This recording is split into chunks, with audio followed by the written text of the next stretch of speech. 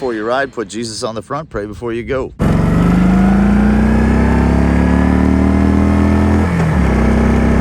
Oh yeah, effortless. All right, in the Battle of the Baggers, 2023 Kawasaki Voyager with the K-Act 2 braking system. Let's check it out. A 130 on the front and a 170 on the back, so you get a nice fat tire setup. 5.3 gallon tank. This thing says it's averaging 33 miles per gallon. If you're judicious, you might get that up a little higher than that. All right, 1700cc 6-speed heel toe shifter, which is great. I do like these. You open these up, get your little side fairings opened up so you get some air on your legs. That's really nice. It's belt driven. It says you can fit 2 full-size adult helmets in here. Let's see here. Here's your trunk. So you can get your groceries. You've got to go to the supermarket. No, this is not an old man bike. I'm going to ditch the old man voice. You've got cruise control. You've got an intercom system. You don't have any traction control settings.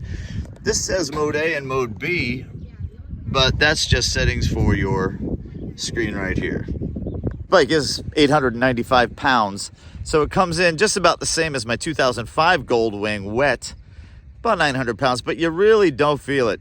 The fairing's really light. It's fixed. The bike's very well balanced. Not a lot of frills here, as you can see. I like these old school dials. That looks way, way better to me. I also like the fact that they made the audio system completely separate. 107 foot-pounds of torque, which is good. 82 horsepower, but plenty of pull. All right, let's see what these 82 horses do. Let's take it on the highway, give it the beans. Let's go for a ride. Like the twin pipes coming out the bottom. It's pretty cool. First thing you're going to notice is this tank is pretty wide. You almost feel a little bit like you're giving birth. You know, not that I mind that so much. I'm not giving birth, but I mean the wide tank. Of course I'd mind giving birth. I'm sure it's quite painful. My Thunderbird 1600 had a really wide tank on it too, so that doesn't really bother me. But to be honest, it's not over the top. It doesn't feel like it's as wide as the Thunderbird, but it does feel pretty wide. Riding position, upright but comfortable. There's a lot of space for your feet down there, so your feet are a little far forward enough to where you kind of feel good about it. You're kind of comfy. It is a beautiful day for a ride.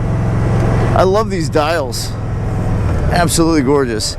The turn signals are self-canceling, by the way. Easy to corner for sure. Dives right in. Yeah, let's take it on the highway and see how she does. Soundtrack's nice. It's got a nice throaty grumble to it, to the 1700. I'm sure if you aftermarket those pipes, you'll get a real nice sound out of it. Throw on some Cobras. Might consider that. I had Cobras on my VTX 1800. I absolutely loved it.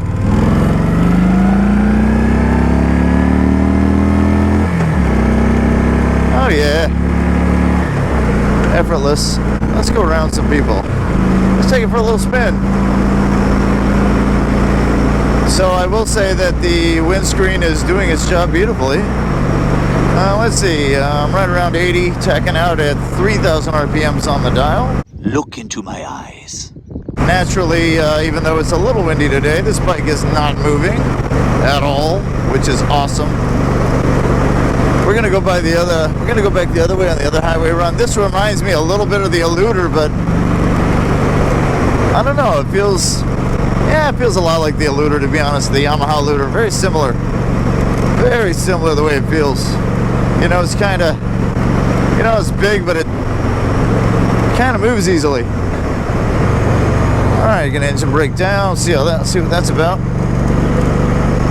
Cornering real easy on this thing. It does have a low center of gravity. You're not going to feel a lot of weight in the corners with this thing. I mean, it's just kind of agile. Engine braking's good, of course. See how bitey the brakes are. A little bit of dive, but not bad. Brakes feel pretty good. I'm not loaded all the way down and I wasn't flying, but the brakes feel nice and bitey. They grab real good. K-Act 2 braking system. So The bike actually figures out your speed, your weight, and uses computer hydraulics to adjust your braking so that things brake evenly, even with the ABS system, regardless of your load, and regardless of whether you apply too much front or rear brake. Pretty smart. It's enough. It's enough. It's not the fastest hard throttle. You pin it, it's gonna go. It's gonna go. But this is a very comfortable ride, and I love the classic look. I love the classic look of this thing. It looks amazing. I am so comfy right now.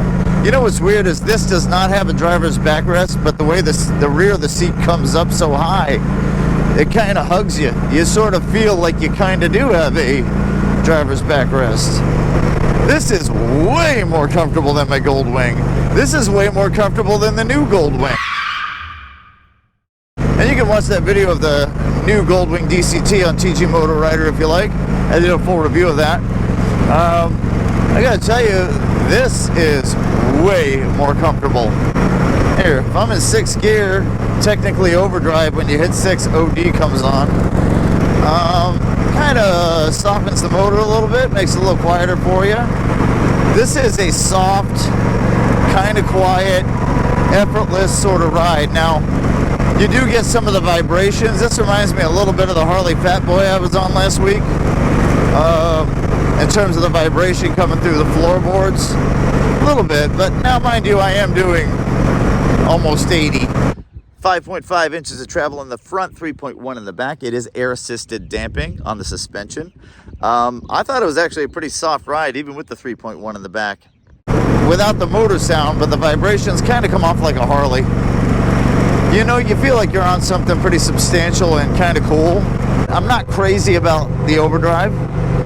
You know, the overdrive, in my opinion, if you're doing 75 and you've got it in 6th gear, it's rumbling so low, you feel like, wow, I think I need to be doing 80 to live in a decent low range on this. 3rd and 4th have some good pull. 5th's got decent pull. And all your stereo stuff sitting right here on these set of dials right here.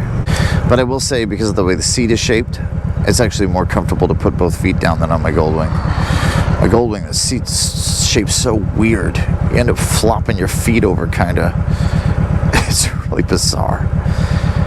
I don't understand on the Goldwing how they can give you a bike the size of an aircraft carrier, but they give you the legroom of a ball turret gunner from World War II.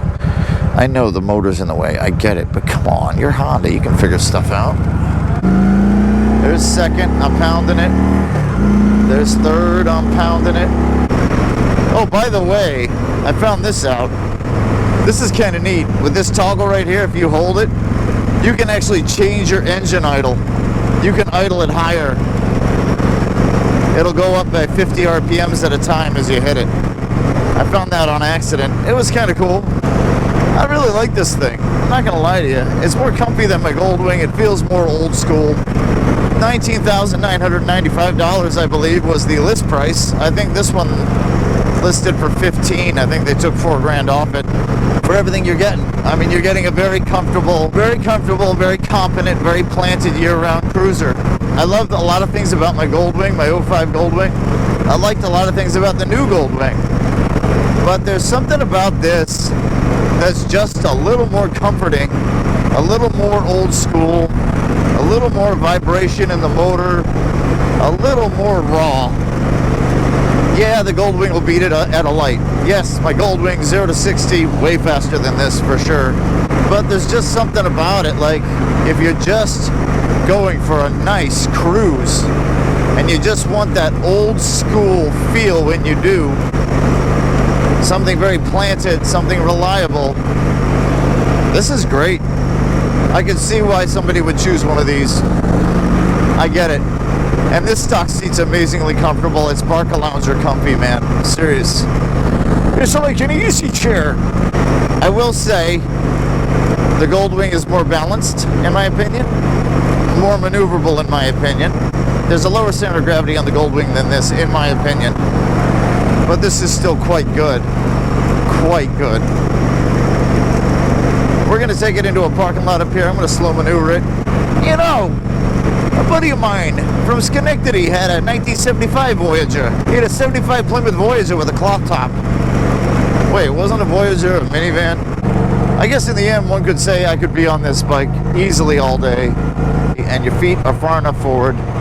You don't really even need to add any foot pegs. For me, I'm 5'9.5". I cannot say the same for my Goldwing. And on the Goldwing, I added the foot pegs. And where they are on the crash bars, you have to reach your foot around the motor to rest your foot on them. It's really bizarre.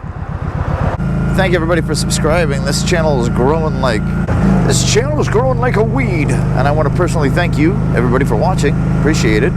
Thanks everybody in America. Thanks everybody also in New Zealand, Great Britain, Canada.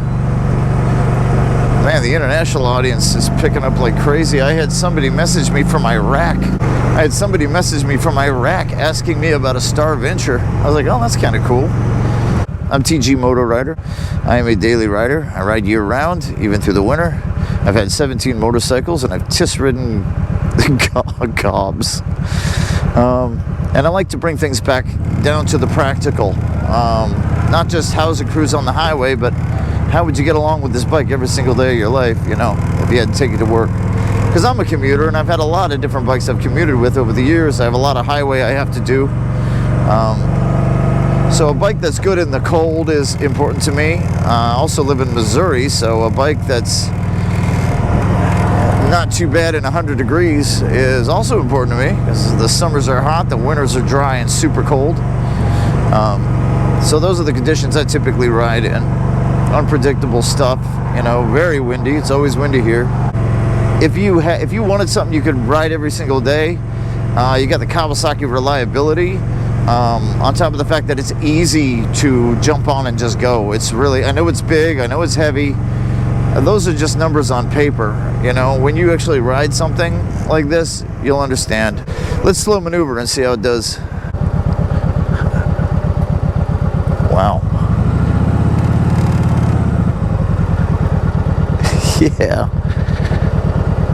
Yeah. But the center of gravity is higher than the Goldwing. That is a fact. 20 grand though, brand new. Yeah, I could see it. Liquid cooled 6-speed Kawasaki Vulcan Voyager 1700. Great bike. Great bike. I totally get it. This would be just an awesome, easy to deal with, comfortable everyday rider. Plus, if you want to go across the country, boy, you've got that option. I would totally buy one of these. 100%. Totally buy one of these. You want something a little more raw. You want something super reliable, so you want a metric. Wow, that's a great answer. And 107 foot-pounds of torque, plenty of pull, load it down with luggage, put your loved one on the back, off you go. Thumbs up, man. 2 thumbs up. That's my review of the Kawasaki Vulcan Voyager 1700. Remember, before you ride, put Jesus on the front and ride safe. Pray before you go. TG MotoRider, signing off.